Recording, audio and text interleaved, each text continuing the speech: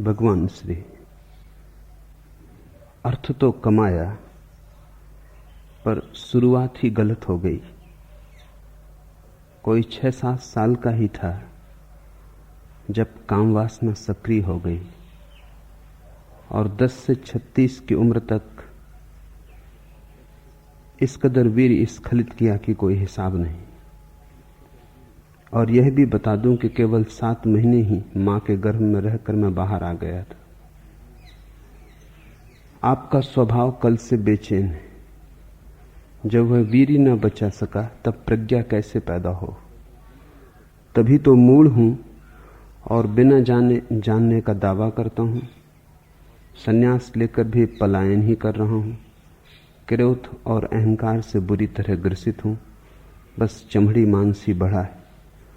स्वभाव खुद कर कर के हार गया। प्रभु अब आप ही कुछ करें।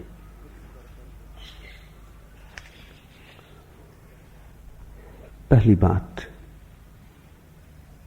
जो बीता सो बीता। जो हुआ उसे न तो अनहुआ किया जा सकता है, न करने की चेष्टा में व्यर्थ समय गंवाने की कोई जरूरत है। अतीत के लिए रो मत, भविष्य के लिए प्रार्थना करो। अतीत के लिए पछताओ मत, क्योंकि उस पछतावे में भी गंवाया गया समय फिर लौट कर नहीं आएगा। उतना समय तो गया, कुछ किया नहीं जा सकता। जो गया गया। अब पछताओ मत, क्योंकि पछतावे में गया समय भी व्यर्थ जाएगा। व्यर्थ के कामों में समय जाता है, फिर व्यर्थ के कामों में पछतावे में समय जाता है। मूल तो गया गया, अब तुम व्यर्थ ब्याज भी कमा रहे हो। तो पहली तो बात ख्याल रखो, अतीत के लिए पछतावा ना समझिए। अतीत का अर्थ ही यह है कि जो अब हमारे हाथ के बाहर हुआ, तीर छूट चुका, अब उसे वापस तुम तर्कस में न लौटा सकोगे। लेकिन चिंता का कोई कारण नहीं। ये चिंता भी उसी मन का जाल है जिसने अतीत को गंवाया। अब वही मन चिंतातुर होकर वर्तमान को गंवाएगा। तब किसी दिन भविष्य में जब भविष्य वर्तमान बनेगा, तुम पछतावे के लिए पछताओगे। ऐसा चक्र है, दुष्ट चक्र, जिसमें आदमी फंसता चला जाता है। बहुत ठीक से सभी के समझ लेने की बात है, किसी एक के नहीं, क्योंकि प्रश्न होंगे अलग अलग। लेकिन इस संबंध में सभी का प्रश्न एक है। अतीत के लिए सभी पछताते हैं। कोई काम वासना में गंवाया है इसलिए पछताता है, किसी ने क्रोध में गंवाया है इसलिए पछताता है, किसी ने लोभ में गंवाया है इसलिए पछताता है। अतीत के लिए सभी पछताते हैं और इससे बड़ी कोई मूढ़ता नहीं है। कुछ किया ही नहीं जा सकता। जब कुछ किया ही नहीं जा सकता, छोड़ो बात। कल नहीं जाग पाए सोए, फिक्र छोड़ो। अब तो बीते कल में जाग ना सकोगे। आज जागो, आज ही प्रारंभ है। देर कितनी ही हो गई हो, इतनी देर कभी नहीं हो जाती कि जीवन रूपांतरित ना हो जाए। अगर इतनी समझ भी शेष है कि अतीत मैंने व्यर्थ गंवाया, तो काफी समझ शेष है। एक किरण भी शेष है तो सूरज को खोजा जा सकता है। एक बीज भी शेष है तो पूरा उपवन निर्मित किया जा सकता है। और इतना कोई कभी नहीं गंवाता कि सभी कुछ गंवा दे। गंवा ही नहीं सकता, क्योंकि संपदा हमारा अंतर स्वभाव है। हम कितना ही गंवाएं, गंवाने से हम मुश्किलें खड़ी कर देते हैं स्वयं तक आने में, लेकिन स्वयं नष्ट नहीं हो जाता। समय हम कितना ही व्यर्थ करें, इससे स्वयं व्यर्थ नहीं हो जाता। तुम आज भी लौट सकते हो, तुम आज भी अंतर यात्रा पर आ सकते हो। थोड़ी अड़चन होगी। कल जो मैंने कहा वो तुम्हें निराश करने को नहीं कहा है, वो तुम्हें सजग होने को कहा है। यही मनुष्य का उलझाव है। जो सुलझाव के लिए कहा जाता है उससे भी उलझाव खड़ा हो जाता है। कल जो मैंने कहा वो तुम्हें उदास होने को नहीं कहा है, इसलिए नहीं कहा कि तुम अतीत के लिए पछताओ, इसलिए कहा है कि ऐसी भी देर बहुत हो गई, पर अब और देर मत करो, जब जागे तभी सुबह। यदि बचपन ब्रह्मचर्य में बीता होता तो अंतर यात्रा सुगम होती। रास्ते पर कंकड़ पत्थर न होते, फूल बिछे होते। रास्ता अभी भी है, फूल नहीं, थोड़ा कंटकाकीर्ण होगा, थोड़े कंकड़ पत्थर होंगे, ऊबड़ खाबड़ होगा, बस इतना ही फर्क पड़ रहा है। जहां सुगमता से यात्रा हो सकती थी वहां थोड़ी दुर्गम होगी। जहां क्षण में पहुंचा जा सकता था वहां थोड़ा ज्यादा समय लगेगा, थोड़ा तप होगा, थोड़ी कठिनाई होगी, हाँपोगे थोड़े, पसीना बहेगा थोड़ा, बहुत नीचे उतर गए, चढ़ना होगा। ब्रह्मचर्य होता उतरे ही ना होते, चोटी पर ही होते। चलना समतल भूमि में होता, खाई खड्ड में उतर गए, चढ़ना होगा, बस इतनी ही बात है। पछताओ मत, इतनी ही शक्ति को तपश्चर्या में लगाओ, चढ़ने में लगाओ, और चढ़ने को दुख और उदासी से मत करो। सौभाग्य समझो कि अभी भी जाग गए, बहुत हैं जो अभी भी नहीं जागे। तुम छोटे ही गड्ढे में उतर के जाग गए, बहुत हैं जो गहरी खाइयों में उतर गए हैं और उतरे ही चले जाते हैं। सदा जीवन का विधायक रूप देखो ताकि तुम उदास ना हो जाओ, क्योंकि जो उदास है उसके पैरों में पत्थर बन जाते, क्योंकि जो निराश है वो थक के बैठ जाता है। और मैं कई लोगों को जानता हूं जो मंजिल के सामने ही थक के बैठ गए। उठ जाएं तो मंजिल सामने, अक्सर ऐसा होता है। लंबी यात्रा तो लोग पार कर लेते हैं, फिर जब मंजिल करीब आ जाती तब थक के बैठ जाते, 2 कदम चलना मुश्किल हो जाता है। लंबी यात्रा तो आसाम में कर लेते हैं पूरी, जब मंजिल सामने आती है तब अपनी थकान का अनुभव होता है, बैठ जाते हैं, कहते हैं अब तो पास है, अब तो पहुंच जाएंगे।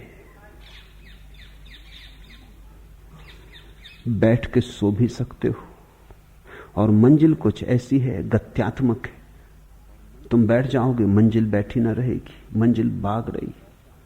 जब आंख खोलोगे शायद पाओ कि मंजिल अब सामने नहीं, किसी क्षण में थी, किसी भाव दशा में सामने थी, किसी दूसरी भाव दशा में सामने ना होगी। मंजिल कोई स्थिर चीज नहीं है, कोई वस्तु नहीं है, भावोन्मेष है। तो किसी प्रेम के क्षण में, प्रार्थना के क्षण में पास होती, जब प्रेम खो जाता है प्रार्थना खो जाती, दूर हो जाती। दूरी और पास होना तुम्हारे मन की अवस्थाओं पर निर्भर है। जब मन बिल्कुल नहीं होता तो तुम मंजिल के भीतर होते हो, तुम भवन के भीतर होते हो, मंदिर के भीतर होते हो। जो गया गया, चिंता का कोई भी कारण नहीं। सभी ने गंवाया है, तुमने अकेले थोड़ी गंवाया। सभी भटके, तुम अकेले थोड़ी ही भटके हो। शायद भटकाव भी जरूरी था, शायद वही भटकाव तुम्हें मेरे पास ले आया है। इसे मैं कहता हूं जीवन को विधायक ढंग से देखने की दृष्टि। कुछ दिन हुए एक शराबी आया, उसने कहा कि मैं बर्बाद हो गया शराब पी पी के, अब तो छोड़ भी नहीं सकता हूं, ऐसी गहन आदत बन गई, मन की ही नहीं शरीर की भी आदत बन गई। अब तो छोड़ता हूं तो शरीर में भी बेचैनी अनुभव होती। अब तो मेरे चिकित्सक भी कहते हैं कि छोड़ना आसान ना होगा, शरीर की जरूरत हो गई। मैंने तो जीवन यूं ही गंवाया। वो रोने लगा, उसने सिर पीट लिया।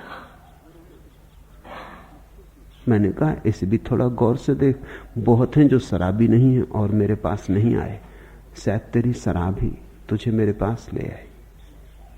शराब को भी धन्यवाद दे, जीवन को शुभ की दिशा से देख। कभी कभी मंदिर का रास्ता मधुशाला से होके भी जाता है, कभी कभी मंदिर के पड़ोस में जो रहता है वो चूक जाता है और मधुशाला से आने वाला पहुंच जाता है। उठने के लिए गिरना जैसे जरूरी है, पाने के लिए खोना जरूरी है, नहीं तो पाने का पता ही नहीं चलता। इसलिए तो हम बचपन को खोते। अब दोबारा जब हम बचपन को पाएंगे, होश पूर्वक खोजेंगे, निर्मित करेंगे, तब हम समझेंगे उस सौभाग्य को। सभी बच्चे रहे, लेकिन किसने जाना उस सौभाग्य को, यूं ही गंवा दिया। और जीसस कहते हैं जो बच्चों की भांति होंगे वो मेरे प्रभु के राज्य के अधिकारी। और हम सभी बच्चे थे, और जब हम बच्चे थे तब हमें कुछ भी पता न चला कि हम प्रभु के राज्य के अधिकारी। राज्य के भीतर थे। पता कैसे चलता? मछली को पता चलता है सरोवर का जब मछुआ उसे जाल में खींच के रेत पे पटक लेता है, तब तड़फड़ाती है, तब रोती चिल्लाती है, तब वो कहती हाय, ये जाना ही ना अब तक कि मैं सरोवर में थी। सरोवर को जानना हो तो रेत पर तड़फना जरूरी है। ऐसा जीवन का गणित है। तो घबराओ मत, जो हुआ हुआ। तड़फ लिए रेत पर काफी। इतना जीवन भी अगर शेष है कि तड़फन अनुभव होती है तो सरोवर दूर नहीं, कहीं पास ही। रेत से सरोवर कितने दूर हो सकता है? रेत जल के पास ही पास है, जल के किनारे पर ही रेत है। अगर तड़फ रहे हो, तड़फन को छलांग बनाओ, उछलो। कई बार तो ऐसा होता है कि आकस्मिक रूप से उछलती मछली रेत में पानी में वापस पहुंच जाती, रास्ता भी पता नहीं होता कहां जाए। तड़फ इतनी होती है कि आंखें अंधी हो जाती। भक्तों से पूछो, वो कहते हैं जो तड़फा उसने पाया, जो रोया उसे मिला। दिल भर के रो लो, आंसू धो देंगे। जीवन को लेकिन विधायक ढंग से देखो।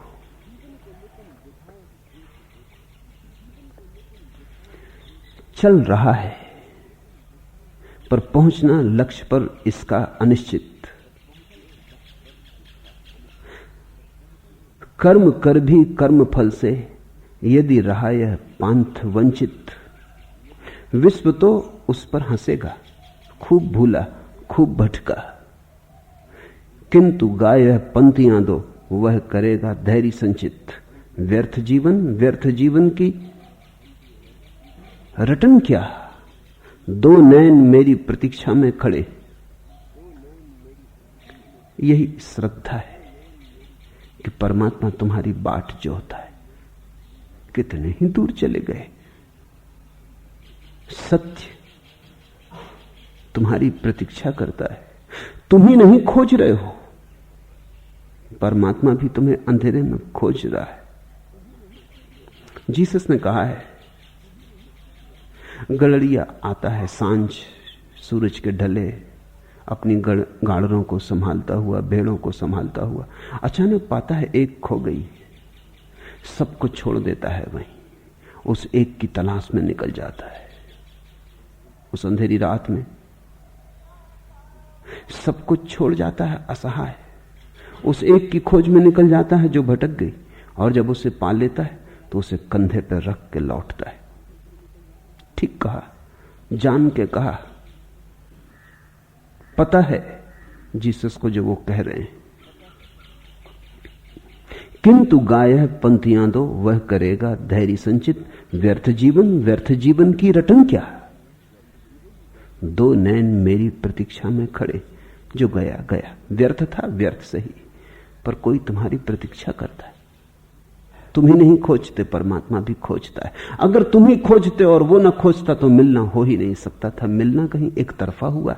हाथ दो ताली से ताली हाथ दो हाथों से बजती। तुम अकेले ही ताली बजाते होते हो, परमात्मा का हाथ उत्सुक न होता ताली बजने वाली नहीं थी। ताली बहुत बार बजी, उसका हाथ भी आतुर है, उतना ही जितना तुम्हारा। पंथ जीवन का चुनौती दे रहा है हर कदम पर, आखिरी मंजिल नहीं होती कहीं भी दृष्टिगोचर। धूल से लद स्वेद से सिंच हो गई है देह भारी, कौन सा विश्वास मुझको खींचता जाता निरंतर। पंथ क्या, पथ की थकन क्या, स्वेद कण क्या, दो नयन मेरी प्रतीक्षा में खड़े। मत देखो धूल जो राह पर इकट्ठी हो गई, मत गिनो सूल जो राह पर मिले। नजरें उठाओ, दो नयन मेरी प्रतीक्षा में खड़े। भक्त की भाषा बोलो तो भगवान तुम्हारी प्रतीक्षा कर रहा है। ज्ञानी की भाषा बोलो, सत्य आतुर है अनावृत होने को। जैसे दुल्हन आतुर है, आए दुल्हा उठाए घूंघट।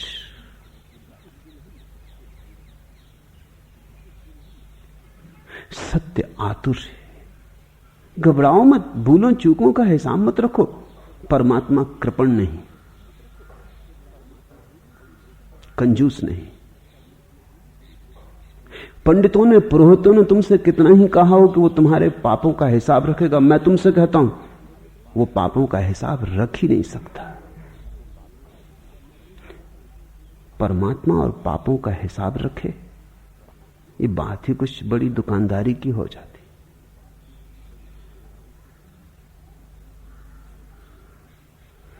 तुम कितने ही भटको भूलो, तुम कितने ही अंधकार में निकल जाओ, उसका हाथ तुम्हें खोज ही रहा है।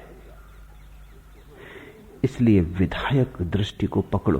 पहली बात, जो हुआ हुआ। समझो कि देखा था एक दुख स्वप्न, इससे ज्यादा है भी नहीं तुम्हारी जिंदगी। ब्रह्मचर्य भी एक मधुर स्वप्न है। ब्रह्मचर्य भी एक मधुर स्वप्न है। निश्चित ही रात अगर मधुर स्वप्न देखे तो सुबह तुम थोड़े ज्यादा मुस्कुराते उठते हो, बस इतना ही फर्क है। रात दुख स्वप्न देखे, छाती पर राक्षसों को सवार देखा, पहाड़ से गिराए गए, चट्टानों पर पीटे गए,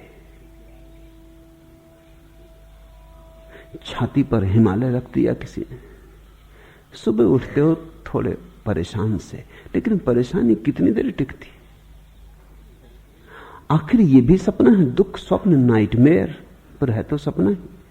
और मधुर सपनों से मिली हुई ताजगी, गंध, वो भी कितनी देर टिकती है। घड़ी में दोनों खो जाते। जागो। ब्रह्मचर्य व्यभिचार दोनों निद्रा में हुए। हो सकता कि मधुर सपने देख लेते, जब सपने देखने ही थे मधुर देख लेते। अच्छा, न देख पाए, छोड़ो, सपने सपने हैं। अब तुम देखना मन का उलझाव क्या है। जब मैं कह रहा हूं सपने सपने हैं, तब जिन्हें व्यभिचार करना वो कहेंगे अरे पहले न सोचा। चलो अभी भी क्या देर हुई। अगर सपने ही हैं दोनों तो फिर व्यभिचार ही चुन लो, फिर ब्रह्मचर्य की पंचायत क्या। कल मैंने तुमसे कहा था अगर ब्रह्मचर्य हो सत्य के पास आना सुगम हो जाएगा, तो तुमने सोचा बड़े पाप किए, व्यभिचार किया, बड़े भोग में डूबे रहे, तो तुम थके मांदे उदास धूल सने परेशान व्यथित आ गए। कल मैंने कहा था यदि बच्चे ब्रह्मचर्य में पल सके तो उन्हें संसार का अनुभव प्रगाढ़ होगा। ब्रह्मचर्य की पृष्ठभूमि में जीवन की सारी रेखाएं साफ उभर आएंगी। तुम्हें उदास करने को न कहा था, अब तुम तो बच्चे हो नहीं सकते, इस जन्म में तो नहीं, अगले जन्म में होगे। अगर न जागे तो होना ही पड़ेगा, ख्याल रखना। खैर, अगले जन्म में तुम शायद भूल ही जाओगे, क्योंकि होश से मरोगे इसकी संभावना बहुत कम है। तो तुम्हारे बच्चे होंगे, कम से कम उनका ख्याल रखना।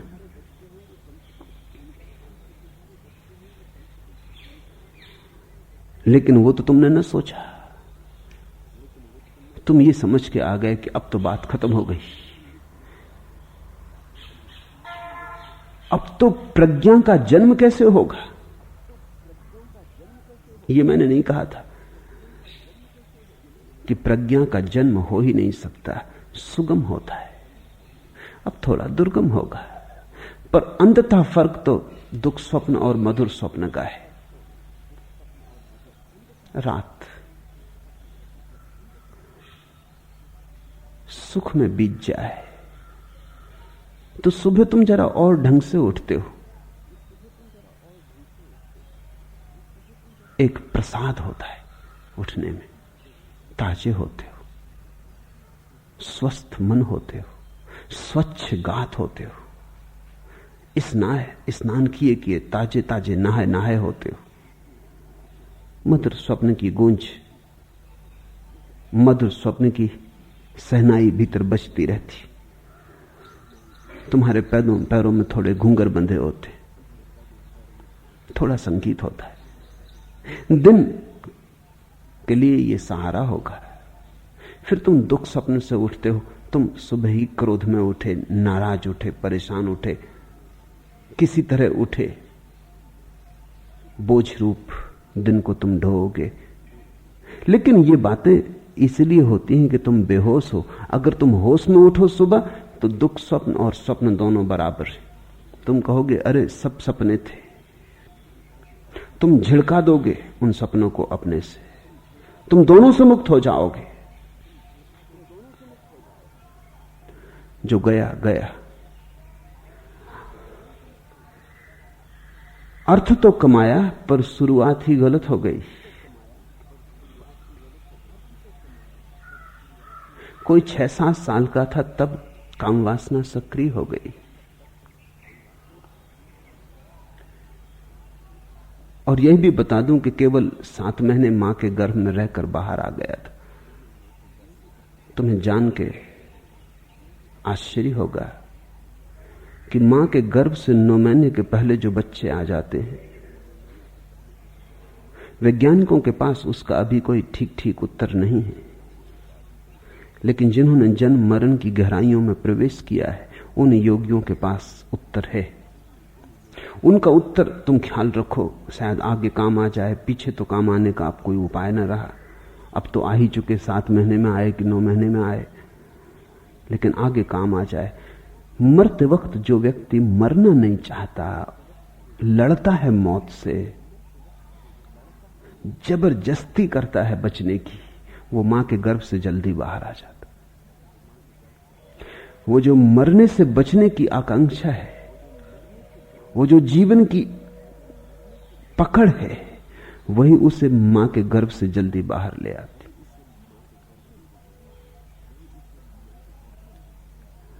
अगर मरते वक्त कोई शांत मन स्वीकार भाव से मरे, मौत को अंगीकार करके मरे,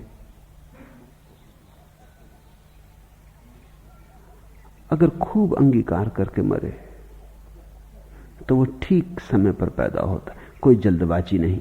उसकी मृत्यु भी शांत समय पर होती, उसका जन्म भी शांत और समय पर होता है। जो लोग जबरदस्ती करते हुए मरते हैं, वो जन्म भी जबरदस्ती ले लेते हैं। और इसलिए दूसरी घटना भी घटी होगी। 6-7 साल की उम्र में काम वासना से भर जाने का अर्थ इतना ही है कि पिछले जन्म में मरते समय तक काम वासना ने पीछा किया होगा। बहुत बूढ़े हैं जो मरते समय भी, मरने की आखिरी घड़ी में भी काम वासना से ही आतुर रहते। उस समय भी उनको काम ही घेरे रहता है। राम नाम सत्य, ये तो दूसरे कहते हैं जब वो मर जाते, वे खुद नहीं कह पाते। उनके लिए तो काम नाम सत्य है, वही भीतर धुन गूंजती रहती। तो चाहते हैं कि 2 दिन और मिल जाते जीने के तो और भोग लेते, थोड़े पाप और कर लेते। एक आदमी मर रहा था, धर्मगुरु को बुला गया। धर्मगुरु ने कहा आप तो पछता लो, अब तो ये आखिरी सांस का वक्त आ गया। उसने कहा पछता ही रहा हूं और क्या कर रहा हूं। धर्मगुरु ने कहा पछता रहे हो तुम और पछता रहे हो, क्योंकि वो जाहिर आदमी था, कभी मंदिर न गया, कभी शास्त्र न छुआ, कभी सत्संग में बैठा नहीं, पछता रहा है, मरते दम तक भोग में ही लिप्त था। उसने कहा तुम और पछता रहा हो। उसने कहा हाँ पछता रहा हूं, लेकिन तुम गलत मत समझना, मैं उन पापों के लिए पछता रहा हूं जो कर न पाया, कर ही लेता। अब पछता रहा हूं, आखिरी घड़ी आ गई, समय ना बचा। और तुम जैसे मूढ़ों की बातों में पड़ के मैं कई पाप न कर पाया, सोच सोच के रह गया, करूं न करूं। अब ये मौत आ गई, अब कौन उत्तर देगा। लोग पछताते मरते कि कर ना पाए, और थोड़ा धन कमा लेते, और किसी स्त्री से प्रेम रचा लेते, और किसी पुरुष को पा लेते, और कोई पद पर पहुंच जाते। बस ऐसा ही गोरख धंधा मन में होता है।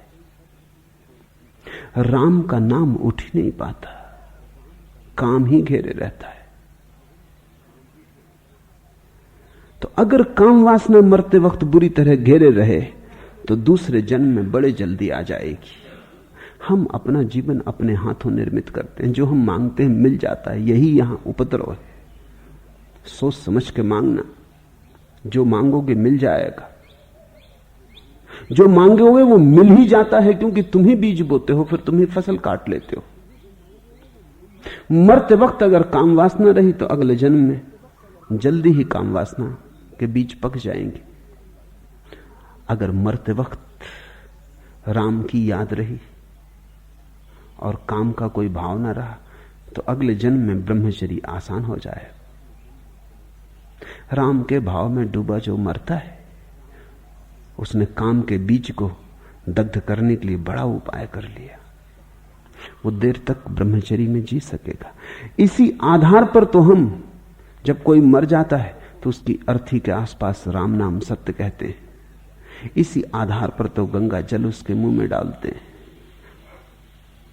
वो खुद तो ना कर पाए, वो तो शराब में रहे, गंगा जल जचा नहीं। वो खुद तो नाम ना ले पाए, मरते आदमी के कान में हम गायत्री पढ़ते हैं,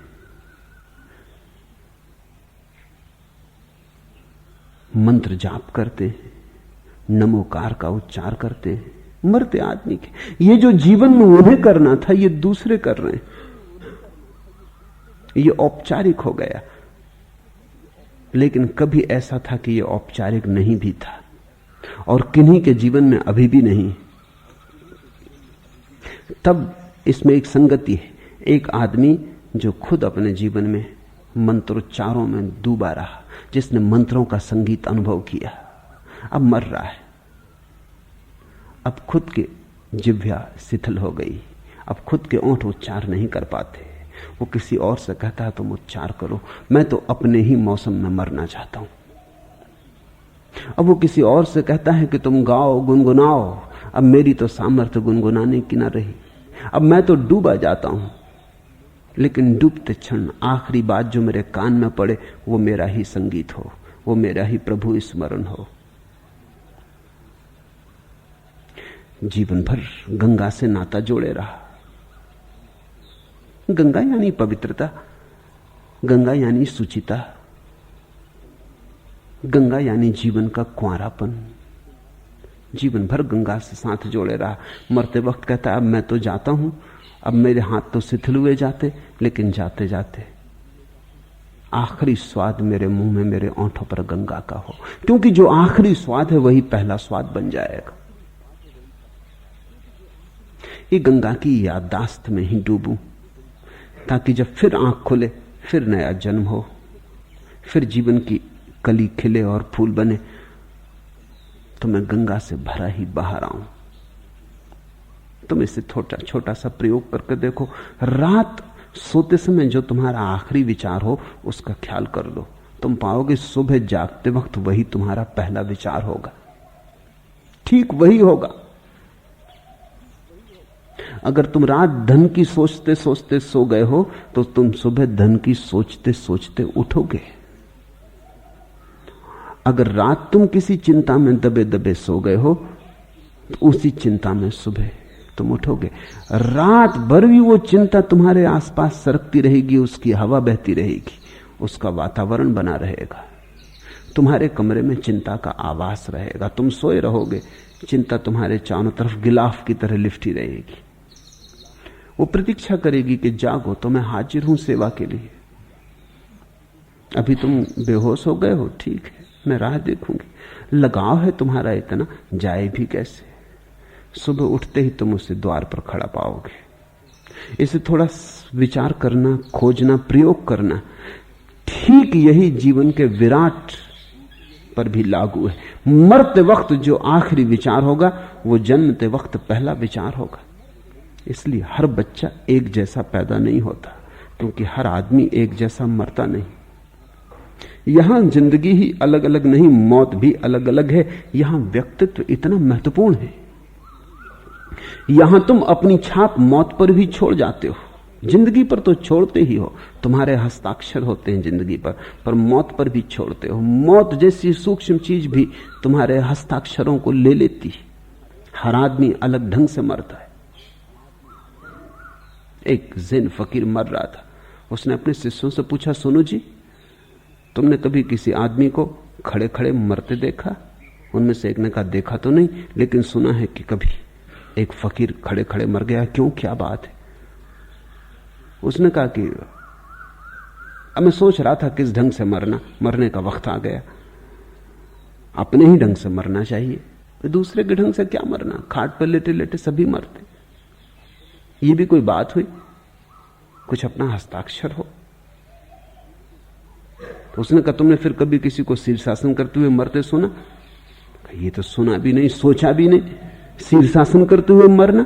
शीर्षासन करते हुए तो आदमी सो भी नहीं सकता, मरना तो बहुत दूर की बात है। शीर्षासन करते हुए तुम सो नहीं सकते, झपकी नहीं खा सकते, क्योंकि खून इतनी तेजी से दौड़ता है, मस्तिष्क में सोओगे कैसे? इसलिए तो हम तकिया रखते हैं रात में, ताकि खून जरा कम चढ़े सिर में, नींद ठीक से आए। बिना तकिए के नींद नहीं आएगी, क्योंकि सिर थोड़ा नीचे पड़ जाएगा शरीर से, खून ज्यादा दौड़ेगा। तो जब तकिए की जरूरत है तो शीर्षासन में तो नींद भी नहीं लग सकती।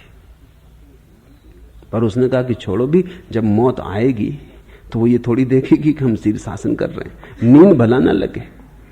मगर मौत किसी की प्रतीक्षा नहीं करती, चाहे खड़े चाहे बैठे, वो तो ले ही जाएगी। अब चलो हम भी एक मौका देख के देख लें। अगर मौत इस तरह ना आती हो तो एक तरकीब मिल गई आदमी को बचने की। जब आया मौत, खड़े हो गए शीर्षासन लगा के। उसने शीर्षासन लगा के खड़ा हो गया।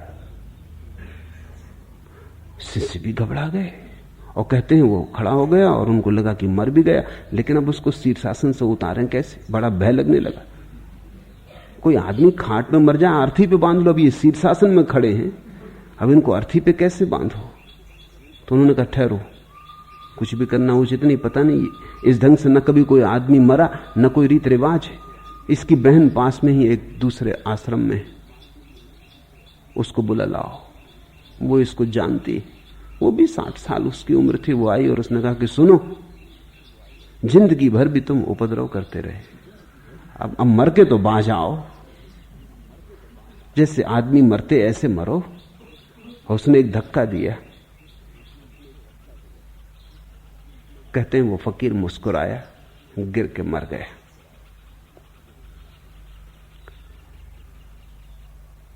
हर आदमी की मौत भी अगर तुम बहुत गौर से देखो तो उसमें तुम विशिष्टता पाओगे। कोई रोता चीखता मरेगा, कोई शांत मौन मरेगा, कोई गीत गुनगुनाता मरेगा।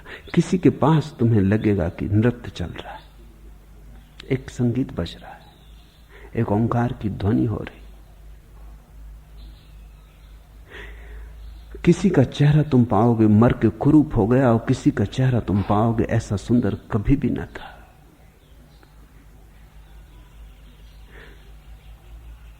हम जो भी करते हैं वो वैसा ही पृथक पृथक होता है जैसे हमारे अंगूठों के चिन्ह पृथक पृथक होते हैं। सभी कुछ व्यक्तित्व से भरा है। तो मरते वक्त अगर मरने की बिल्कुल आकांक्षा न थी और जीवन तुमसे जबरदस्ती छीना गया और तुम जीवन को पकड़ना चाहते थे, तो मां के पेट से जल्दी पैदा हो जाओगे। अगर मरते वक्त काम वासना ने मन को पकड़े ही रखा, राम का उच्चार चाहा भी तो भी न हो सका। और ध्यान रखना, काम वासना का उच्चार मृत्यु के क्षण में 100 में से 99 लोगों को पकड़ लेता है। उसका कारण भी है, वो कारण भी तुम ख्याल में ले लो। मृत्यु और काम एक दूसरे के विपरीत है। जन्म होता है काम से और मृत्यु से अंत होता है जन्म का।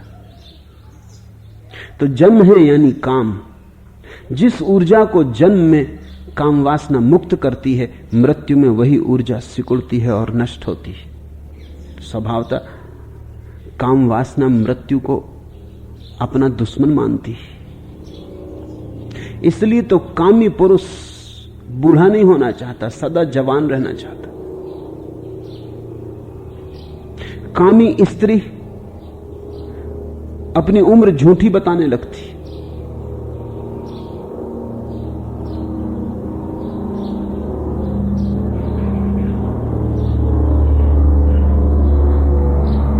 कल ही मैं एक छोटी सी कहानी पढ़ रहा था। एक युवती अपनी मां से बोली, मां का जन्मदिन था, क्योंकि वो देख रही कि मां की उम्र बढ़ती तो नहीं, उल्टी घटती जाती। पिछले साल अगर 35वां जन्मदिन मनाया था, तो इस बार वो 34वां जन्मदिन मना रही। तो उसने कहा कि मां, और सब तो ठीक है, मुझ में और तुम में कम से कम 9 महीने का फर्क रखना, नहीं तो बड़ी झंझट होगी, लोग क्या कहेंगे।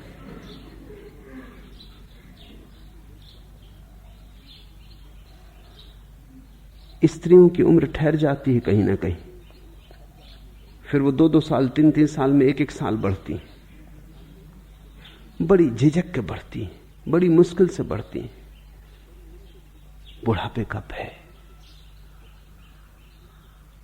पश्चिम में स्त्रियां बच्चों को दूध नहीं पिला रही, क्योंकि दूध पिलाने से स्तन बूढ़े हो जाते।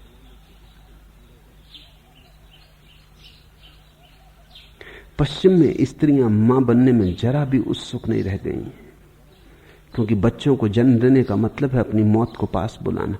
हर बच्चा तुम्हारे जीवन का कुछ हिस्सा ले जाता। जवानी बनी रहे किसी भी कीमत पर। काम वासना बुढ़ापे से भयभीत है, क्योंकि फिर बुढ़ापे का जब कदम उठ गया तो फिर मौत ज्यादा दूर नहीं। बुढ़ापा आ गया तो कब्र फिर कितनी दूर रही। मरघट के द्वार पर तो आ ही गए, अब ज्यादा देर न लगेगी। अगर बचना हो तो पहले बुढ़ापे से बचना चाहिए, तो फिर मौत से शायद बचना हो जाए। आदमी की कथाओं में, सारी मनुष्य जाति की कथाओं में तुम ऐसे लोग पाओगे जो मरे नहीं। वो हमारी काम वासना के प्रतीक है। कोई अश्वत्थामा मरता ही नहीं, कोई आल्हा ऊदल मरते ही नहीं। सारी दुनिया में ऐसी कथाएं हैं कि कोई व्यक्ति जिए ही चला जाता। तुम भी बड़े प्रभावित होते हो अगर कोई कह दे कि फलां सन्यासी गांव में आया, उसकी उम्र 200 साल, चले गिरे चरणों में, बड़े चमत्कृत हो गए। चमत्कार क्या है इसमें? चमत्कार यह है कि जो आदमी 200 साल जिंदा रह गया, पता नहीं कोई जड़ी बूटी दे दे, कोई ताबीज दे दे, आशीर्वाद दे दे, तुम भी रह जाओ। ये तुम्हारे भीतर मरने का जो डर है, भय, वही तुम्हें चमत्कृत करता है। उसी को चमत्कृत करने के लिए साधु अपनी उम्र बड़ी करके बताते हैं। तुम थोड़ा सोचो, स्त्रियां उम्र छोटी करके बताती हैं, साधु बड़ी करके बताते हैं, मगर मतलब दोनों का एक ही। प्रयोजन एक ही है। स्त्रियां छोटी करके बताती हैं, वो कहते हैं मौत बहुत दूर। साधु बड़ा करके बताते हैं कि हम तो पार कर चुके हो, मौत को हरा चुके। मगर दोनों ये कह रहे हैं कि किसी भांति हम मौत से दूर, मौत हमें छू नहीं सकती। लेकिन ये कामी की ही वासना है। तो पिछला जन्म, पिछला जीवन, पिछली मौत तुम्हारे इस जन्म को प्रभावित कर जाती। पर ये सब हो चुका। ये मैं तुमसे इसलिए नहीं कह रहा हूं कि तुम इसके लिए उदास हो, मैं तुमसे इसलिए कह रहा हूं ताकि आगे तुम फिर ऐसी भूलें ना करो। अर्नोल्ड टॉयनबी ने अपने एक पत्र में लिखा है, इतिहास पढ़ना जरूरी है ताकि लोग वही भूलें दोबारा ना करें। ये बात ठीक समझ में आती। लोग कहते हैं इतिहास नहीं दोहरता, लेकिन यह तभी संभव है जब इतिहास को ठीक से समझ लिया जाए, तभी नहीं दोहरेगा, नहीं तो दोहरेगा दोहरेगा। जो मैं तुमसे कह रहा हूं वो तुम्हें उदास करने को नहीं, बल्कि तुम्हें भविष्य के प्रति आशा से भरने को, कि अब तुम्हारे हाथ में सूत्र है। अब तुम दोबारा उस भांति मत मरना, और अब तुम दोबारा काम वासना से भरे मत भरना। यही मैं तुमसे कहता हूं कि मरते वक्त काम वासना बहुत जोर से पकड़ती। तुमने देखा जब दिया बुझने लगता तो भभक के जलता है, एक बार ऐसा जलता है जैसा कभी नहीं जला था। मरने के पहले काम वासना भी भभक के जलती है। मौत आ गई तो जो सदा की छिपाई हुई ऊर्जा थी, दबाई हुई ऊर्जा थी, कृपणता थी, अब तो मौत आ गई, सब छूटने लगा हाथ से, अब भभक के जलती, एक जोश में तुम्हें चारों तरफ से घेर लेती। मरता हुआ आदमी 100 में 99 मौकों पर काम वासना से घिरा मरता है। चिल्लाओ तुम मंत्र, पढ़ो तुम गीता, उस तक नहीं पहुंचेगा, क्योंकि वो भीतर तो काम वासना की लिहाफ में लिपटा हुआ है। मरते वक्त और काम वासना से बच जाना बड़ा कठिन। ये तभी संभव है जब जीवन भर तुमने काम वासना के प्रति सजगता साधी हो, और तुम्हारी काम वासना से इतनी पहचान हो गई हो कि जब वो आखिरी भवक के जले तब तुम हंस के कहो कि अच्छा तो अब दिया बुझा, और तुम साक्षी रह सको, तुम कहीं तादात्म्य ना कर लो। आपका स्वभाव कल से बेचैन है। जब वह वीर न बचा सका तब प्रज्ञा कैसे पैदा हो। अगर तुम बचे हो तो वीर भी बचा है। वीर के संबंध में कुछ बात समझ लेनी जरूरी है। पहली बात कि वीर कुछ ऐसी बात नहीं है कि कोई निश्चित संपदा है, रोज पैदा हो रहा है। ये बड़ी भ्रांति है तुम्हें कि वीर कोई निश्चित संपदा है। ये कोई फिक्स्ड बैंक अकाउंट नहीं कि 100 रुपए जमा है, 1 रुपया खर्च हो गया 99 बचे, एक और खर्च हो गया 98 बचे। वीर सृजनात्मक है, ये रोज पैदा हो रहा है। तुम्हारे भोजन से, श्वास से, श्रम से, विश्राम से रोज पैदा हो रहा है। इसलिए इससे घबराने की कोई जरूरत नहीं है। ब्रह्मचर्य को तुम कृपणता मत समझ लेना, जो कि अक्सर हुआ है।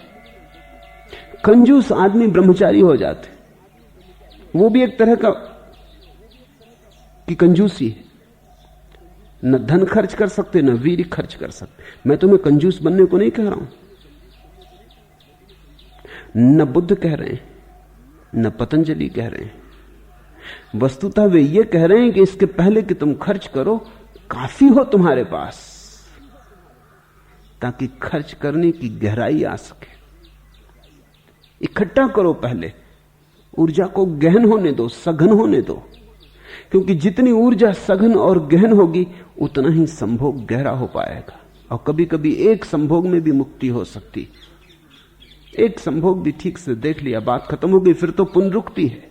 और ध्यान रखना, अगर वीर पास हो तो एक संभोग, पहला संभोग जितना गहरा होगा, दूसरा उससे कम होगा गहरा, तीसरा और कम गहरा होगा, क्योंकि पहला 25 वर्ष या 20 वर्ष या 28 वर्ष की संपत्ति, इकट्ठी संपत्ति का परिणाम था।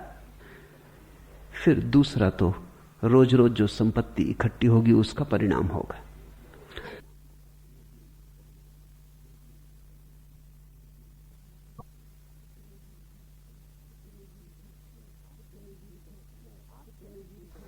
आज तुमने वीर खर्च किया, फिर 24 घंटे बर्बाद पैदा हो जाएगा। लेकिन ये रोजमर्रा का पैदा होने वाला वीरी है। इससे तुम वो गहरा अनुभव न पा सकोगे जो ब्रह्मचारी पाता है। इसलिए ये मत सोचो कि वीर खत्म हो गया, आप क्या करें। वीर आज भी पैदा हो रहा है, रोज पैदा हो रहा है। वीर तो तुम्हारा जीवन है।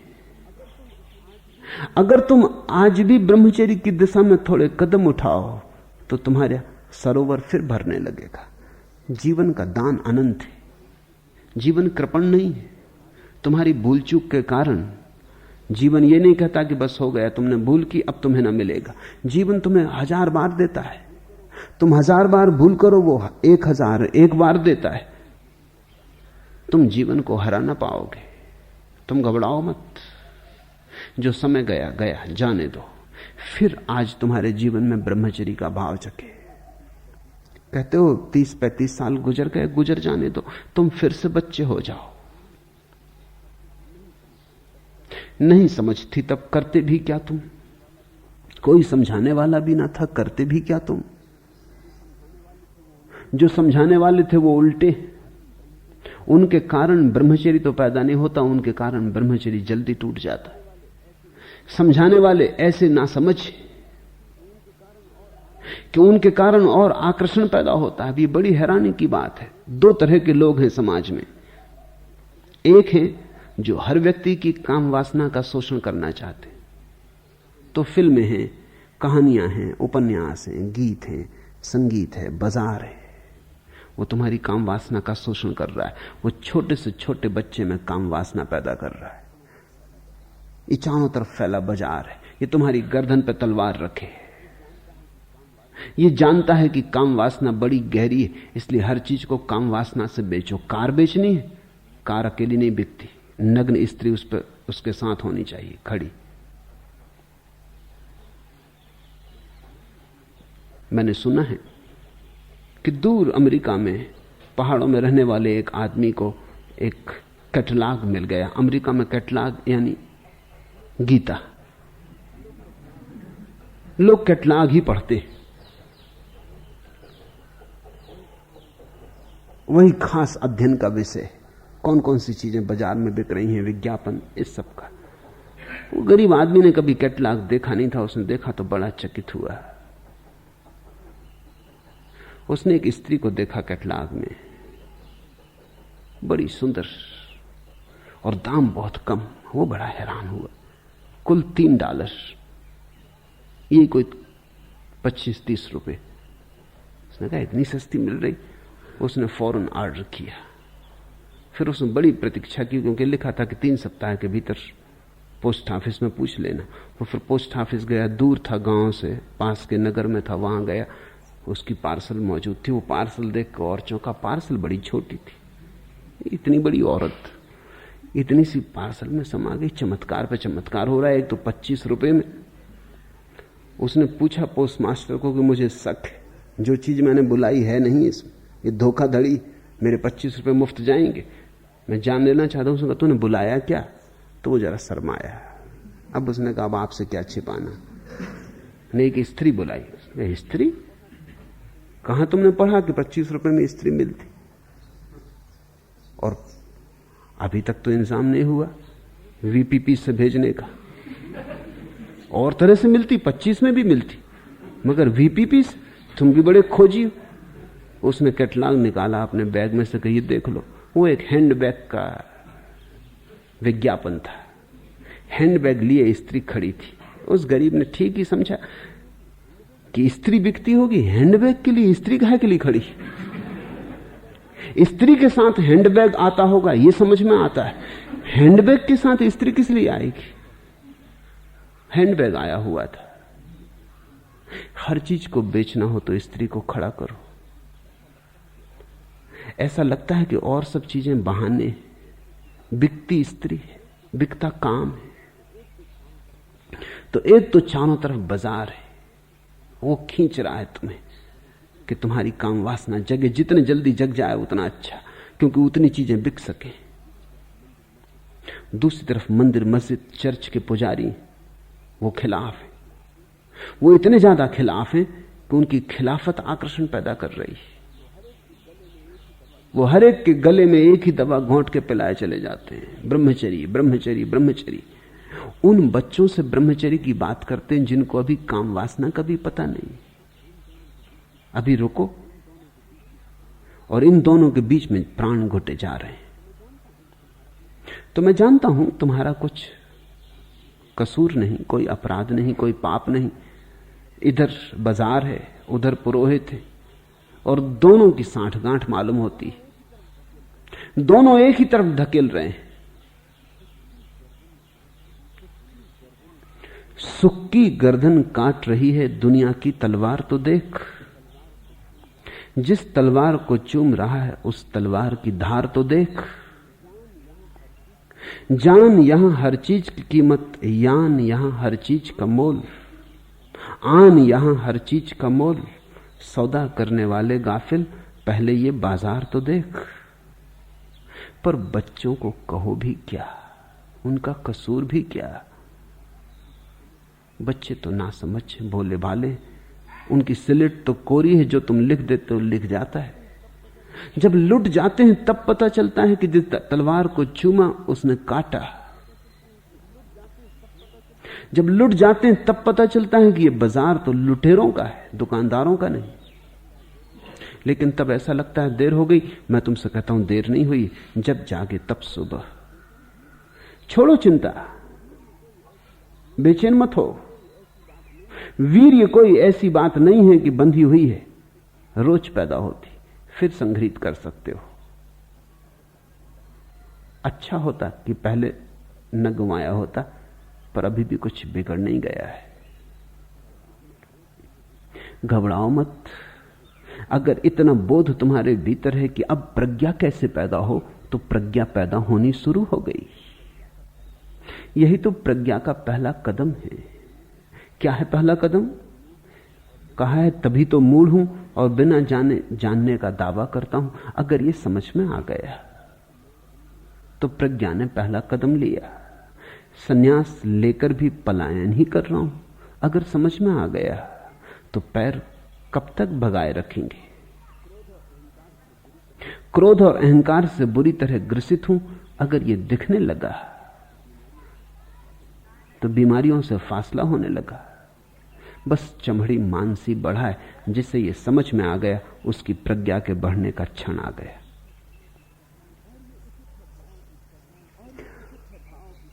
और ये उचित है भाव की स्वभाव खुद कर करके हार गया। प्रभु अब आप ही कुछ करें। इस भाव को प्रार्थना बनने दो, इस असहाय भाव को पूजा बनने दो। इसमें फर्क समझ लेना, इसमें भी भ्रांति हो सकती है। असहाय अवस्था से उठा हुआ यह भाव तुम्हें मुक्त कर सकता है, लेकिन निराशा से उठा हुआ यही भाव तुम्हें बर्बाद कर सकता है। तुम निराशा से यह मत कहो कि अब आप ही करें, तुम असहाय अवस्था से कहो। क्या फर्क है दोनों में? जब तुम निराशा से कहते हो तब तुम ये जानते हो तो सकता नहीं। चलो ये भी करके देख लें कि शायद गुरु पर छोड़ने से कुछ हो जाए, शायद प्रभु पर छोड़ने से कुछ हो जाए। जानते तो तुम ये हो कि ये हो नहीं सकता। जब अपने किए न हुआ तो इनके किए क्या होगा? मगर मजबूरी है, चलो इसको भी जांच लें, इसे भी देख लें। अगर निराशा से ये भाव उठा तो ये पूरा न होगा, क्योंकि इसमें पहले ही प्राण नहीं है। असहाय अवस्था बड़ी अलग बात है। असहाय अवस्था का यह अर्थ नहीं कि यह हो नहीं सकता। असहाय अवस्था का इतना ही अर्थ है कि यह मेरे अहंकार से नहीं हो सकता, निरअहंकार से होगा। निरअहंकार से होगा, अहंकार से नहीं हुआ, निरअहंकार से निश्चय होगा। अहंकार की यात्रा करके देख ली, अब अहंकार छोड़ के देखो। लेकिन निराशा बिल्कुल नहीं है। अहंकार से हार हुई है, लेकिन हार नहीं हुई है।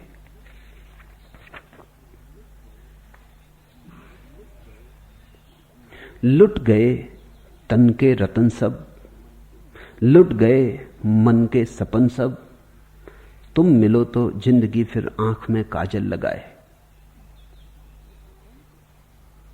निराशा नहीं है, आंखें तैयार हैं, काजल लगाने का मन तैयार है, पर अब तक जिस ढंग से काजल लगाया ना लगाएंगे, उससे तो आंखें अंधी ही हुई, सुंदर न हुई। लुट गए तन के रतन सब, लुट गए मन के सपन सब। समझ लेना, सब लुट गया लेकिन आशा नहीं लुटी है। लुट गए तन के रतन सब, लुट गए मन के सपन सब, तुम मिलो तो जिंदगी फिर आंख में काजल लगाए। तुम नहीं तो स्वर्ग की सारी जमींदारी करूं क्या। और अब अगर तुम्हारे बिना स्वर्ग की पूरी जमींदारी भी मिलती हो तो मैं लेने को राजी नहीं। वही तो हम कोशिश करते रहे अब तक। तुम नहीं तो स्वर्ग की सारी जमींदारी करूं क्या, तुम नहीं तो मांस तो सांस की दिन रात रखवाली करूं क्या। तार हूं मैं सिर्फ, है झंकार तो इसमें तुम्हारी, तुम नहीं तो एक मुट्ठी धूल यह कुंवारी करूं क्या। अब न दरवाजा लगाओ, खोल सांकल पास आओ, यह न इस जन्म भी डोली अकेली लौट जाए। तुम मिलो तो जिंदगी फिर आंख में काजल लगाए।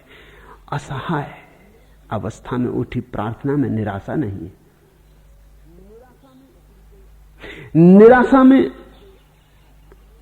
पकड़ी गई असहाय अवस्था में प्राण नहीं है। तो बहुत बार ऐसा हो जाता है कि तुम निराशा से आके मेरे पास कहते हो कि अब आप ही संभालो। मतलब यह कि हम तो करके देख लिए, जानते हैं आपसे भी क्या होगा, किसी से कुछ होने वाला नहीं, मगर चलो इसको भी करके देख लें, मरता क्या न करता। तो ये भी सही, मगर इस भांति कुछ भी ना हो सकेगा, क्योंकि होना तो तुम्हारे भीतर है। तुमने तो द्वार बंद कर लिए। तुम्हारी निराशा ने तो तुम्हारे भीतर की संभावनाओं पर वज्रपात कर दिया, कुठाराघात कर दिया। हारे हो संभावनाओं से नहीं, सिर्फ अहंकार से। हार हुई है क्योंकि मैं को जिताना चाहा था। अभी जीत समाप्त नहीं हो गई है, अभी तुम गलत ढंग से चल रहे थे इसलिए हारे हो। हार आत्यंतिक नहीं है, लौटो। अभी तुम नदी से लड़ रहे थे इसलिए थक गए हो, अब नदी के साथ बहो। थकान जो नदी के साथ बहता उसने जानी नहीं, थकान उसने पहचानी नहीं, थकान का उसे परिचय नहीं। जो नदी के साथ बहता है वो ताजा होता है। नदी अपनी ऊर्जा भी उसे देती, वो नदी का माध्यम बन जाता है। अगर सच में तुम हार गए हो, अहंकार सब तरह से पराजित हो गया है, तो मैं तैयार हूं। लेकिन निराशा से न उठे ये स्वर, गहन आशा से उठे।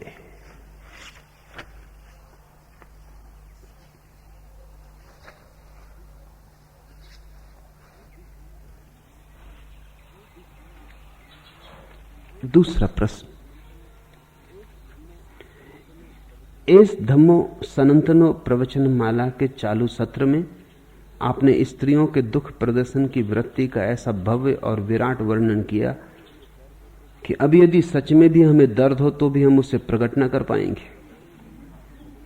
कृपया बताएं कि इस आत्मदमन के लिए, हमारे आत्मदमन के लिए कौन जिम्मेवार होगा।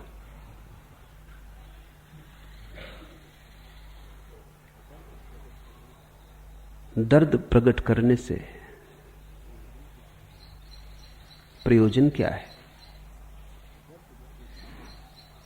दर्द झूठा हो या सच्चा हो, इससे क्या फर्क पड़ता है। प्रकट करने की आकांक्षा क्यों है। घाव को दिखाते फिरने की जरूरत क्या है। बाजार में घाव खोलने का कारण क्या है। सच्चा सही, सच्चे और झूठे में फर्क करने का भी क्या कारण है? क्योंकि प्रयोजन तो एक ही है। मैंने तुमसे यह नहीं कहा है कि झूठे घाव मत दिखाना, सच्चे हो तो दिखाना, ये मैंने नहीं कहा है।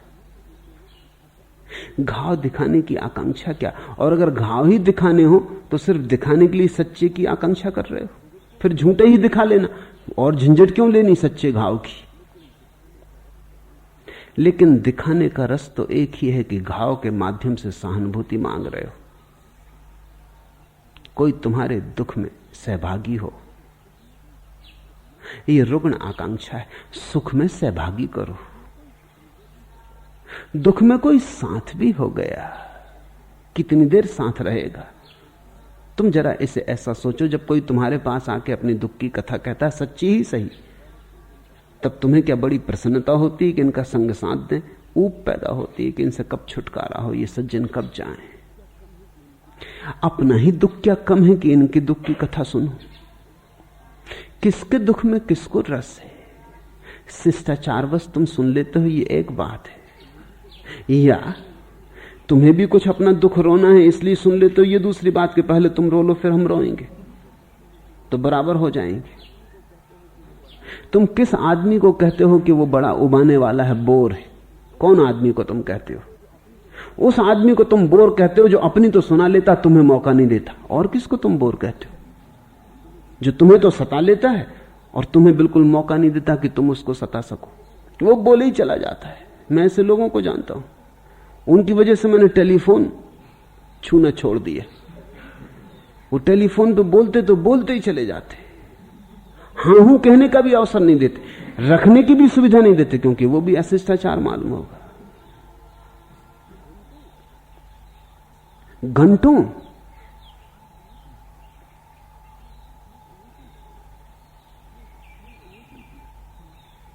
क्या प्रयोजन है?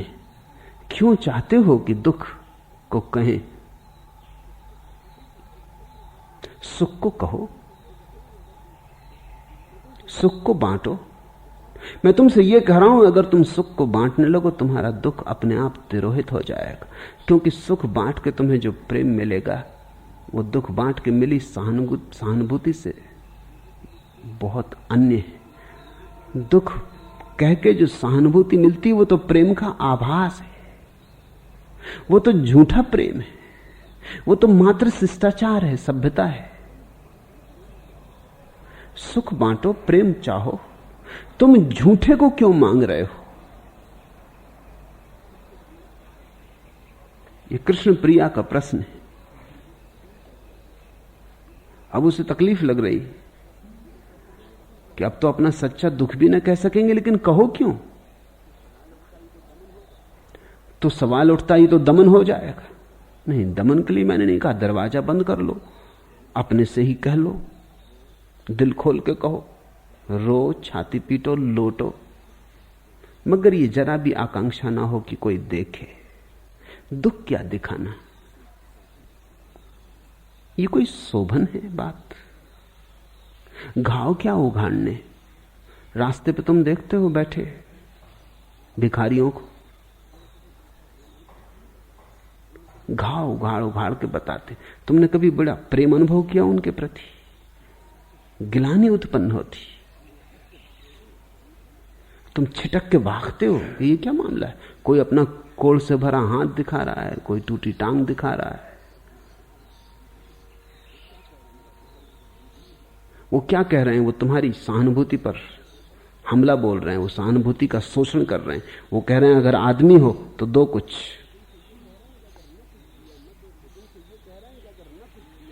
वो तुमसे ये कह रहे हैं कि अगर न कुछ दिया, न देखा, तो दुनिया तुमको आदमी ना कहेगी। वो तुम्हें एक झंझट में डाल रहे हैं, वो तुम्हें सामने एक प्रश्नवाची चिन्ह खड़ा कर रहे हैं कि अब देखें, बिना दिए जाते हो, अधार्मिक। जो देता है वो धार्मिक है। दान को तो शास्त्रों ने पुण्य कहा है। वो कह रहे हैं, भिखारी तुमसे कह रहे हैं इधर देखो, और वो अपने घाव बनाए बैठे, अक्सर तो झूठे पर सच्चे भी हो, तो भी किसी का घाव देखने को किसको उत्सुकता है? ऐसी रस हो तो अस्पताल चले गए, जरा देखा है सबको। किसको रस है? ये रस रुग्ण है। जो तुम्हारे घाव देखने में रस लेता है वो तुम्हें घाव में देखना चाहता है। उसको ही मनोवैज्ञानिक सैडिस्ट कहते हैं। वो पर दुखवादी है, उसका रस गलत है, रुग्ण है, बीमार है। वो तुमसे और कहता जरा और उघाड़ उघाड़ के दिखाओ। उसका रस गंदा है,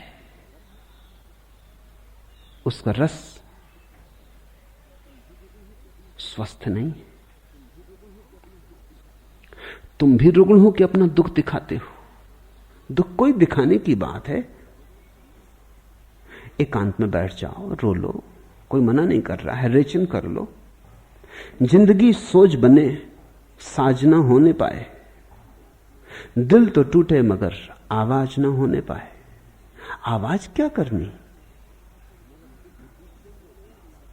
मगर दिल तो टूटते नहीं और तुम आवाज करते हो। तुम लोगों को यह बताना चाहते हो कि देखो हम दिल तोड़ के बैठे हैं, अब तो आ जाओ, सहानुभूति दिखाओ, आंसू बहाओ। हमने दिल तक तोड़ दिया, अब और क्या चाहते हो?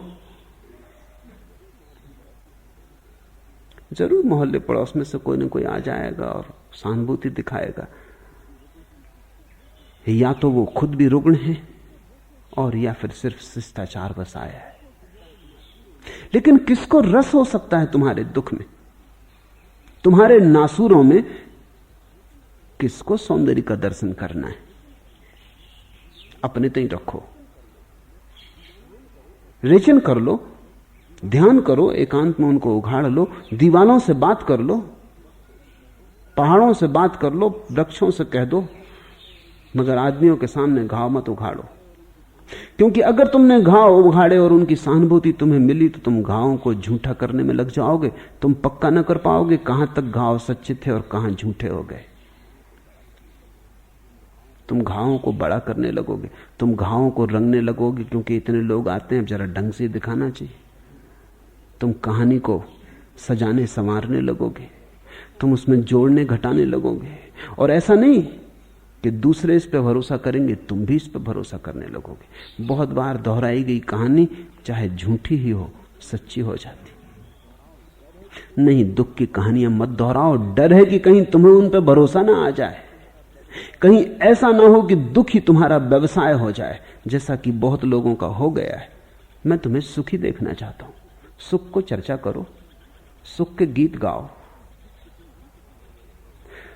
जिसके तुम गीत गाओगे वो बढ़ेगा, जिसकी तुम चर्चा करोगे वो फैलेगा, और जिसकी तुम बार बार चर्चा करोगे उसका तुम पर प्रभाव बढ़ेगा और तुम्हारी उस पर आस्था बढ़ेगी। तुम आयोजन कर रहे हो महासुख का अगर तुम सुख की चर्चा करते हो। अगर तुम दुख की चर्चा करते हो तुम महादुख का आयोजन कर रहे हो। अब तुम पूछते हो दमन की जिम्मेवारी किस पर? जैसे कि जिम्मेवारी मुझ पर होगी क्योंकि मैंने कहा दुख मत बताओ। चलो ये भी सही, ये जिम्मेवारी हम ले लेते, छोड़ो तो किसी बहाने सही, ये भी ठीक। दमन के लिए मैंने कहा नहीं, लेकिन दूसरे के ऊपर दुख उछालना तुम्हारा रेचन है। मैं तुमसे कहता हूं कचरा पड़ोसी के घर में मत फेंको, तुम कहते हो तो हमारे घर में कचरा इकट्ठा हो जाएगा, तो फिर जिम्मेवार कौन? तुमसे कहा कब कि तुम कचरा मत फेंको, लेकिन कचरा घर है वहां फेंको, पड़ोसी के घर में नहीं फेंकना है। चलते राह चलते लोगों के ऊपर कचरा नहीं फेंकना है, क्योंकि तुम अगर पड़ोसी के घर में फेंकोगे पड़ोसी तुम्हारे घर में फेंकेगा। लेन देन की बात है, तो कचरा बदल जाएगा, छुटकारा कैसे होगा? यही हो रहा है, तुम दूसरों में दुख उंडेलते हो, दूसरे तुम में दुख उंडेलते। बंद करो, यह नाता बुरा है, इससे एक बीमार समाज पैदा हुआ है।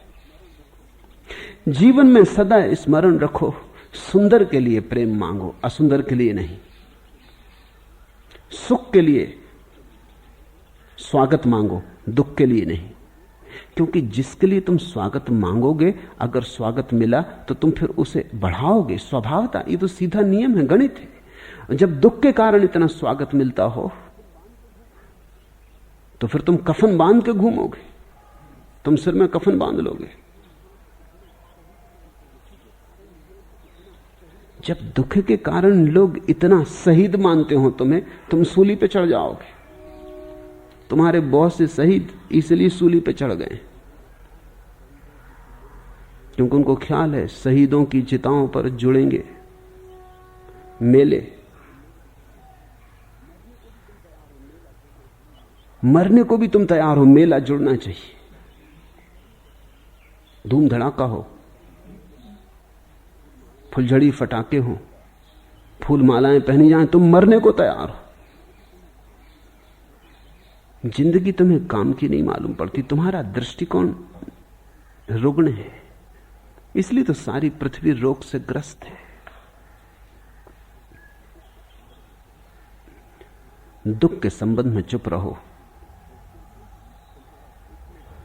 वो चुप्पी तुम्हारा दुख में जो स्वार्थ है उसको काट देगी। वो चुप्पी दुख से तुम जो मजा ले रहे थे, दुख में जो रस ले रहे थे, उसकी धारा को तोड़ देगी। उससे दुख मरेगा, तुम धीरे धीरे दुखी न रह जाओगे। सुख में नियोजन करो। हमेशा अपना लंगड़ा लूलापन मत दिखलाओ, कुछ सृजनात्मकता दिखलाओ। लंगड़े हो कोई हर्जा नहीं, चित्र तो बना सकते हो हाथ से। अगर किसी का प्रेम मांगना है, चित्र बना के मूर्ति तो गढ़ सकते हो। अंधे हो गीत तो गा सकते हो।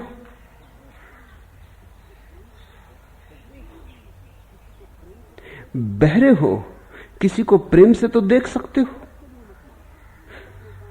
गलत के लिए मत मांगो, मत अपना कान दिखाओ कि मैं बहरा हूं, अपनी सुंदर आंख दिखाओ। मत अपनी टांगों को दिखाओ कि टूटी हैं, उन्हें छिपा लो। लोग वैसे ही दुखी हैं, उन्हें टूटी टांगें क्या दिखाना, इससे प्रयोजन भी क्या है। टूटी टांगों का इतना विज्ञापन क्या। तुम्हारे हाथ तो ठीक है, मूर्ति बनाओ, कविता लिखो, सितार बजाओ, कुछ करो, सृजनात्मक के लिए मांगो। इधर मेरे पास लोग आ जाते। एक महिला एक पागल लड़के को लेके आ गई। उसने कहा आप तो इसे आप ही संभालिए, जैसे कि कोई भेंट लाई हो।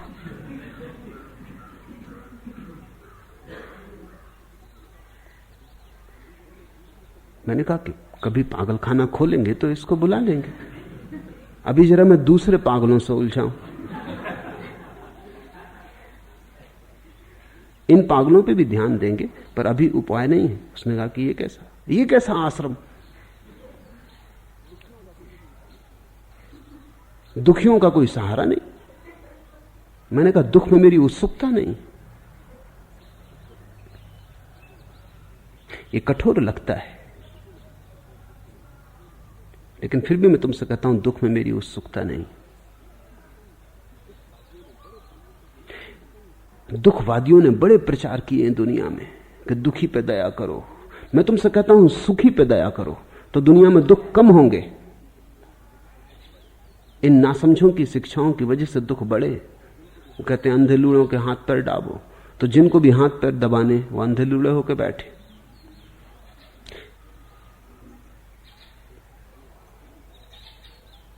एक लंगड़ा आदमी एक औरत से भीख मांग रहा था उसके द्वार पर।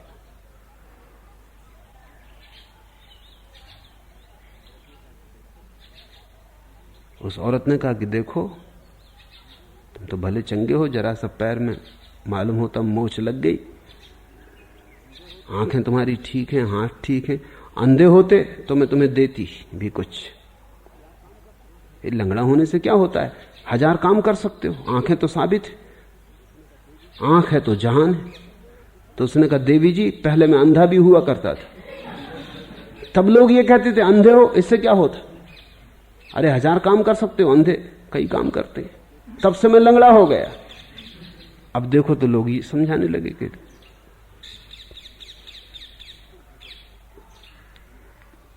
तुम अगर चाहते हो कि दुनिया से दुख मिटे, दुख घटे, तो लोगों को ऐसी स्थिति मत बनाओ जिसमें कि उनको दुख में स्वार्थ का हित मालूम होने लगे। श्रेष्ठ को सत्कारो, सुंदर को स्वीकारो, सुख का गुणगान करो।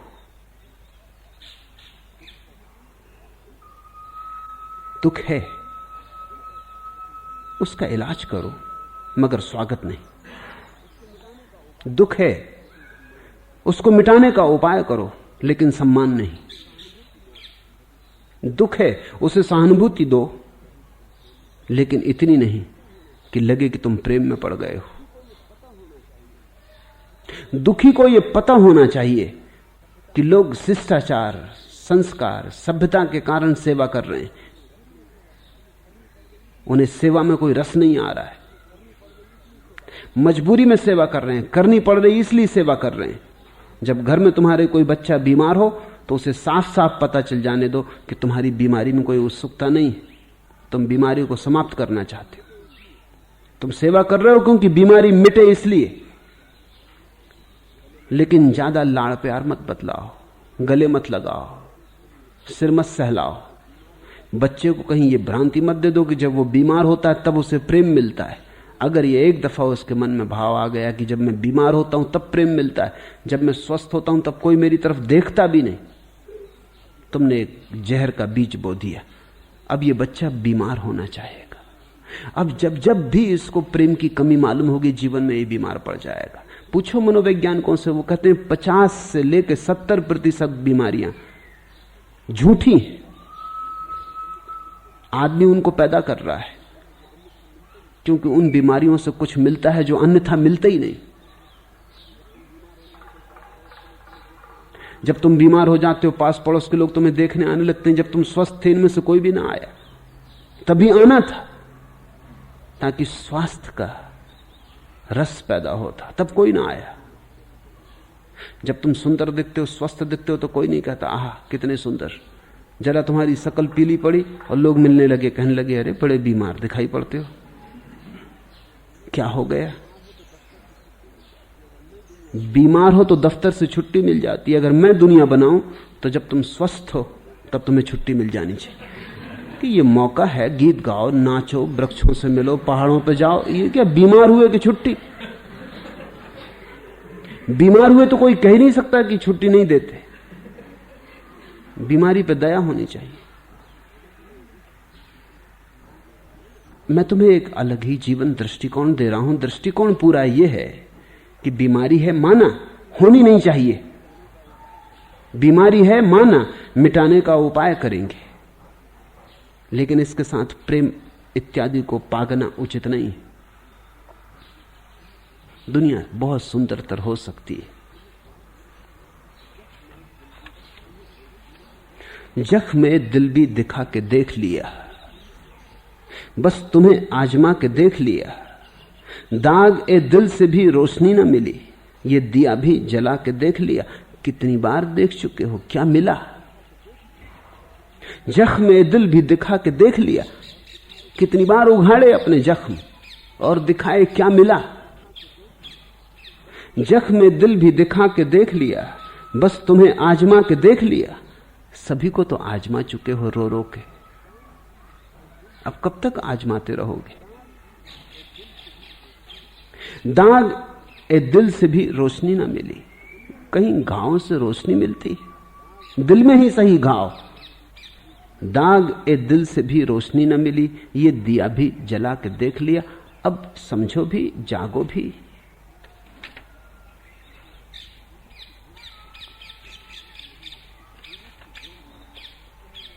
आखिरी प्रश्न।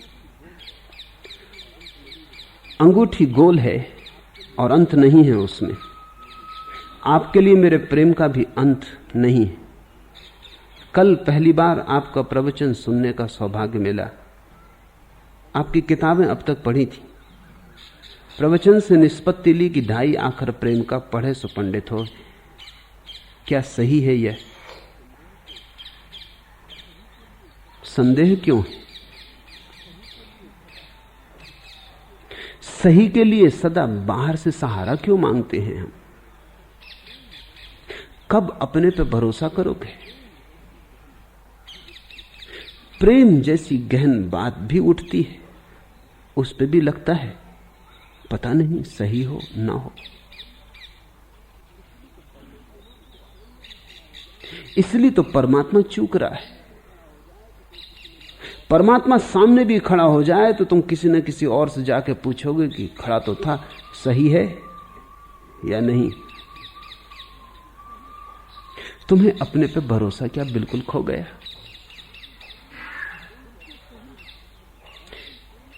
बिल्कुल सही है।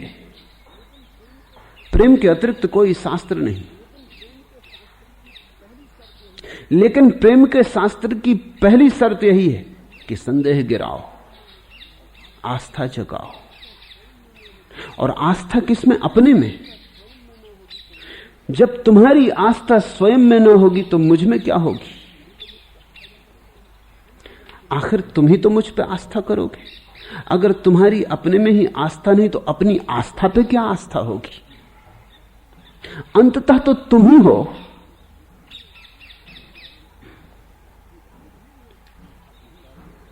धीरे धीरे अपने पैरों पर भरोसा करो। धीरे धीरे, चाहे भूल हो, चूक हो, भटको भी तो हर्ज नहीं। उस भटकाव से भी शिक्षण मिलेगा, अनुभव होगा। लेकिन धीरे धीरे ये कोशिश करो कि जब जीवन में कोई निष्पत्ति मालूम पड़े, कोई सार मालूम पड़े किसी बात का, प्रयोग करो।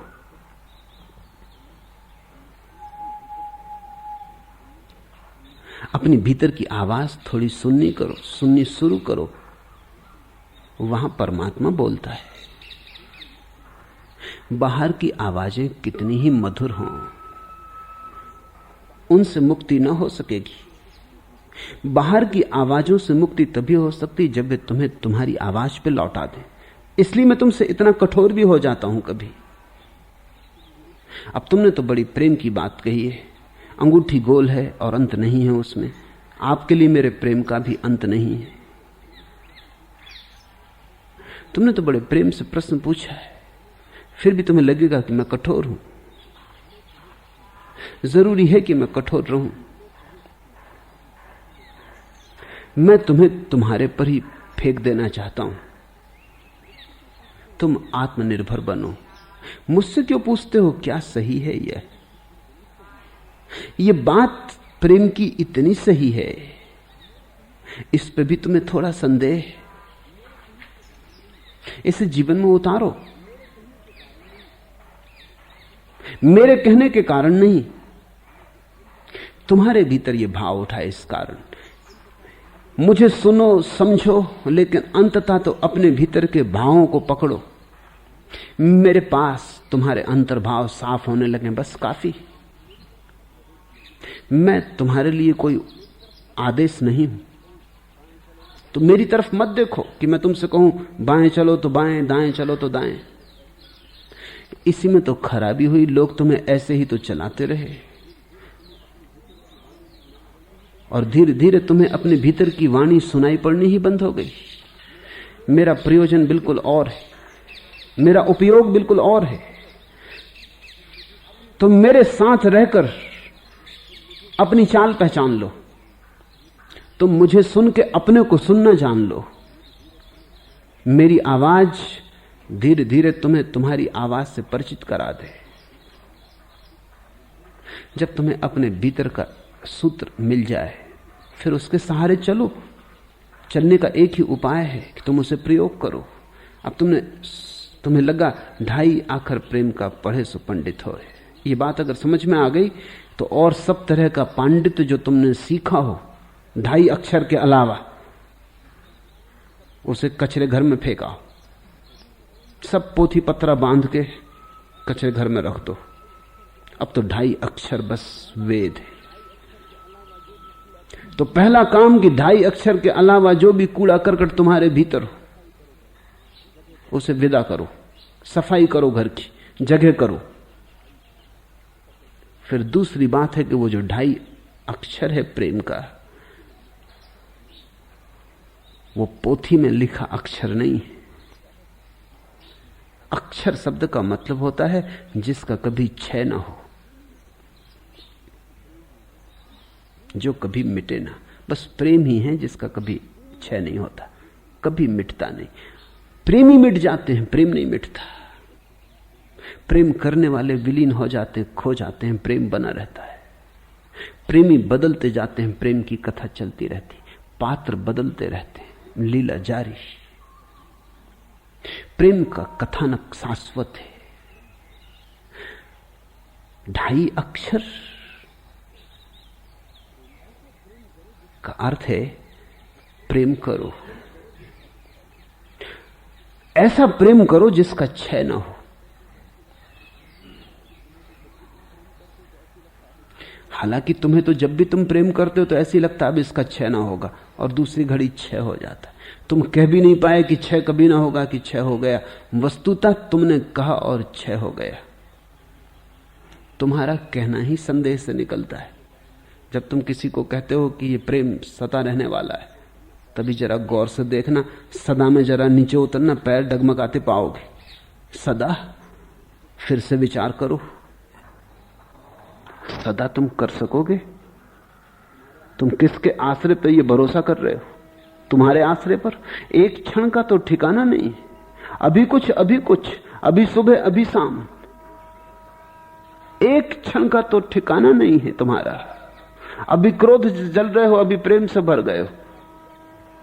अभी गीत उठता था, संगीत उठता था, अभी गाली निकल आई। तुम किसके आधार पर आश्वासन दे रहे हो? नहीं, इतना बड़ा आश्वासन मत दो, कहीं ये आश्वासन बंधन ना हो जाए। और ये आश्वासन टूटेगा तो तुम्हारी आत्मा खंडित होगी। तुमने तो अब तक जितने प्रेम जाने सभी का क्षय हो जाता है। पत्नी का प्रेम जाना है, बचा। मां का प्रेम जाना है, बचा। बेटे कहे चले जाते हैं कि हां मां प्रेम करते हैं, लेकिन करते हैं, औपचारिकता रह जाती। जाते हैं, पैर भी छुआते हैं, लेकिन मां आ जाए और 2-4 महीने साथ रह जाए तो प्रेम का पता चल जाता है। जिस पत्नी को तुम प्रेम करते हो माए के चली जाती तो ऐसा नहीं लगता कि चलो छुटकारा हो, 1-2 दिन अब शांति से रहेंगे, झंझट मिटी।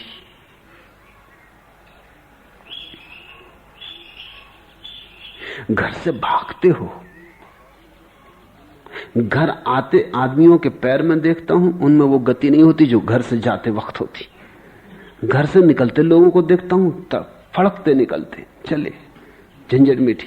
घर लौटते ऐसे लौटते कि फिर फंसे, फिर वही झंझट। पति पत्नियों से बात करने में डरते हैं क्योंकि बात में से बात निकलती, फिर पता नहीं कहां ले जाए। बात ही नहीं चलाते, चुप्पी साधे रहते, अखबार पढ़ते हैं, रेडियो पढ़ते हैं, टेलीविजन देखते, 1000 दूसरे काम करते, पत्नी से आंख नहीं मिलाते क्योंकि कुछ बात निकल आए। और बात में तो सदा फिर कांटे ही उगते हैं, कुछ सार तो लगता नहीं, विवाद खड़ा हो जाता। प्रेम, तुमने अपने बच्चों को प्रेम किया? अगर तुम्हारा बच्चा डाकू बन जाए तुम प्रेम करोगे? राजनीतिक बन जाए तो करोगे? राजनेता हो जाए, आह सौभाग्य।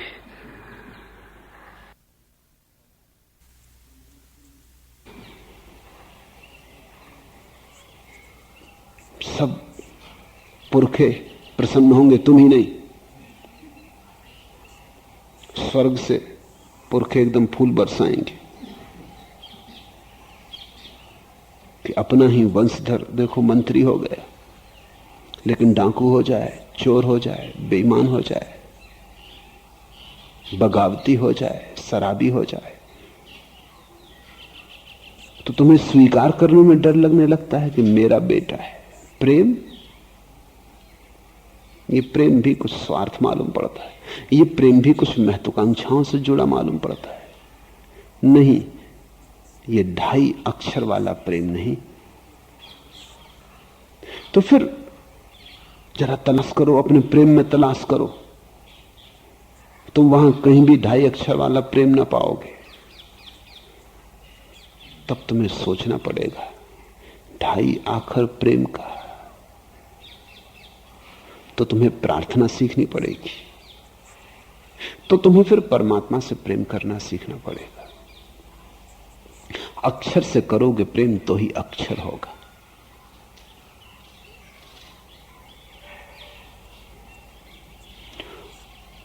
प्रेम शब्द में 2.5 अक्षर है, 2 अक्षर हैं और 1 मात्रा है, इसलिए 2.5। अंततः दोनों अक्षर खो जाते हैं, मात्रा ही रह जाती है। भक्त भी खो जाता है, भगवान भी खो जाता है, सिर्फ प्रेम रह जाता है। जब दोनों खो जाते हैं तभी अक्षर बचता है। जब तक 2 हैं तब तक तो थोड़ी कलह जारी रहती, तब तक तो थोड़ा मान मनोवल चलती, रूठना मनाना चलता है। जब तक 2 हैं तब तक तो डर है टूट जाने का। डर कहना ठीक नहीं, निश्चित ही है टूट जाना। 2 को कब तक जोड़े रखोगे? द्वंद्व, द्वैत अक्षर में नहीं ले जा सकता। किसी ऐसे प्रेम को खोजो जहां डूब जाओ, मिट जाओ, जहां तुम न रहो, जहां न मैं बचे न तू बचे, जहां मात्रा भर बचे, बस प्रेम भर बचे। फिर अक्षर का उपलब्धि, शाश्वत की, सनातन की उपलब्धि हुई। ठीक सूत्र ख्याल में आया है। अब इसको खो मत देना, अब इसको जोर से पकड़ो। ये तुम्हारी जीवन दृष्टि, जीवन की दिशा बन जाए। जब तलक दिल में मोहब्बत न हुई थी पैदा, ये जमी सादा थी, जन्नत न हुई थी पैदा।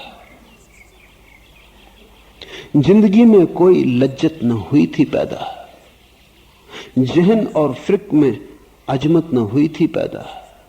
जब तलक दिल में मोहब्बत न हुई थी पैदा, मेरे अफकार के फूलों में बहार आई न थी, मेरे अशआर में रंगीनी और रानाई न थी, मेरे तखील में नुदरत न हुई थी पैदा। जब तलक दिल में मोहब्बत न हुई थी पैदा, ये जमी सादा थी, जन्नत न हुई थी पैदा। प्रेम स्वर्ग है, स्वर्ग का द्वार है। पृथ्वी ही परमात्मा हो जाती है अगर तुम पे प्रेम बरस जाए। प्रेम मार्ग है, लेकिन प्रेम से लोग बचते हैं। कहते तो बहुत, चर्चा तो बहुत करते प्रेम की, लेकिन बचते क्योंकि प्रेम में मिटना पड़ता है। प्रेम महामृत्यु है, मिटने की तैयारी करो। सभी शास्त्र तुम्हें बचा लेते हैं, प्रेम तुम्हें मिटा देता है, इसलिए वही असली शास्त्र है। सभी शास्त्र किनारे किनारे है, प्रेम मझधार है। जो बचना चाहता है किनारों को पकड़ा रहे, लेकिन जिसने बचाया वो मिट जाएगा। जो मिटने की तैयारी रखता हो मझधार में आ जाए। और मजा यही है, सनातन धर्म यही है, एस धम्मो सनातनो, कि जो मिटा वही बचा। मझधार में जो डूबा उसी ने असली किनारा पाया है। प्रेम आग में उतरना है, अंगारों पे चलना है। प्रेम अपने को मिटाना है। मृत्यु भी छोटी मृत्यु है प्रेम के सामने, क्योंकि मृत्यु में भी शरीर ही जाता है। तुम्हारा मन तो सब बच जाते, नए चोला नए वस्त्रों में प्रवेश कर जाते। प्रेम तुम्हारे मन तुम्हें डूब ले जाता है। जो प्रेम में मरा फिर उसकी कोई मृत्यु नहीं। जो बिना प्रेम के जिया वो जिया ही नहीं। जब तलक दिल में मोहब्बत न हुई थी पैदा, ये जमी सादा थी, जन्नत न हुई थी पैदा। प्रेम तो स्वर्ग का सूत्र है, मगर करोगे तो, प्रेम हो जाओगे तो। ये शब्द न रह जाएं, ये किताबों में लिखे अक्षर न रह जाएं, ये जीवन में अक्षर का आविर्भाव बने। और मुझसे मत पूछो कि ये सही है या गलत, मैं कौन? करो और जानो, जियो और जागो, परखो जीवन में। मेरे कहने से क्या होगा? अगर मैंने कह दिया कि हां ठीक है, इसलिए तुमने मान लिया, तो फिर तुमने शास्त्र बना लिया, फिर मैं तुम्हारा शास्त्र हो गया। फिर भी तुमने अंतर्वाणी ना सुनी, फिर तुम किसी और से पूछा है। इससे क्या फर्क पड़ता है कि तुमने बुद्ध से पूछा, धम्मपद से पूछा, जीसस से पूछा, बाइबल से पूछा, मोहम्मद से पूछा, या कुरान से पूछा, या मुझसे पूछा? पूछते क्यों हो? भरोसा करो, अपनी आवाज पर थोड़ा भरोसा करो, अपने पैरों पर थोड़ा भरोसा करो। ये डर छोड़ो। ये डर भी मन का है, और यही मन तो सारे शास्त्रों को पकड़ता है। ये मुझे भी पकड़ लेगा। मैं जानता हूं तुम में से जो डरे हुए हैं वो मुझे भी शास्त्र बना लेंगे। भय सदा शास्त्र बना लेता है, और जहां शास्त्र बना वहीं धर्म की कब्र बन गई। तुम मुझे शास्त्र मत बनाओ, तुम मुझे अनुभव बनाओ। मुझसे सुनो, जीवन में परीक्षा करो। तुम उल्टा करते हो। मुझसे सुनो, समझो, जीवन में जाके जीवन से पूछो क्या ये सही है? जो सुना क्या ये सही है? जीवन तुम्हें उत्तर देगा। जीवन कसौटी है। तुम अभी उल्टा करते हो, जीवन आवाज देता है। तुम मुझसे पूछने आते हो क्या ये सही है? एक युवक मेरे पास आया, उसने कहा मुझे विवाह करना, आप क्या कहते हैं? मैंने कहा तू कर ही ले, क्योंकि जिसको नहीं करना वो पूछने नहीं आता। तू कर ही ले। उसने कहा फिर आपने क्यों नहीं किया? मैंने कहा मैं किसी से पूछने नहीं गया। पूछने जाता तो मैं पूछने जाता ही नहीं, कर ही लेता। पूछने क्या जाना है? अपने से पूछना है। अब तू पूछने आया इसलिए मैं कहता हूं कर ही ले। वो राजी ना हुआ, क्योंकि मैंने उसी पे फेंक दिया। वो चाहता था मैं कुछ कहूं। करेगा तो वो अपनी ही, कौन ने कब किसी और की है। इसे तुम थोड़ा समझो, ये बेईमानियां, धोखे बंद करो। करेगा तो वो अपनी ही। वो जिम्मेवारी भर मुझ पे छोड़ना चाहता था। मैं कहता कर ले, जरूर कर ले, बिल्कुल ठीक है कर लेना। तो वो कहता आप कहते हैं इसलिए करता हूं। अगर उसको करना है तो करेगा, कहेगा आप कहते हैं। अगर वो देखेगा कि नहीं ये अपने को करना नहीं, तो किसी और से पूछेगा। मुल्ला नसरुद्दीन ने मुझसे कहा कि कभी कभी ऐसा हो जाता है कि दफ्तर जाने का मन नहीं होता, तो क्या करना? तो मैंने कहा कि बड़ा मुश्किल है। तू सिक्का हाथ में लेके फेंक लिया कर, तय कर लिया कर। अगर चित्त पड़ेगा तो जाएंगे, अगर पट्ट पड़ेगा तो नहीं जाएंगे। दूसरे दिन वो दफ्तर न गया। सांझ को मुझे दिखा। मैंने कहा क्या हुआ? उसने कहा कि सिक्का फेंका था, मगर 10 बार फेंकना पड़ा, तब पट्ट आया। तुम मुझसे पूछोगे, किसी और से पूछ लोगे, मतलब कि जब बात आ जाएगी 10 बार फेंक लोगे, जब पट्ट आ जाएगा अपने मतलब की बात पूरी होगी। करोगे तो तुम अपनी ही फिर शास्त्रों को, सदगुरुओं को बीच में क्यों लेते हो? उनको बीच में लेने के कारण धोखा पैदा होता है। मेरी सुनो, करो अपनी। जिंदगी से पूछो क्या सही है। जिंदगी के वक्तव्य कभी झूठे नहीं होते। मैं भी तुमसे कह सकता हूं, मैं जानता हूं कि जिंदगी का ही यही वक्तव्य है कि 2.5 अखर प्रेम का पढ़े सो पंडित होए। लेकिन इतने सस्ते में तुम्हें मिल जाएगा तो तुम इसका मूल्य ना समझ पाओगे। जाओ जिंदगी में खरीदो, अर्जित करो। जो अर्जन से मिलता है उसका ही मूल्य गहरा बैठता है, वही रूपांतरित करता है। आज इतना ही।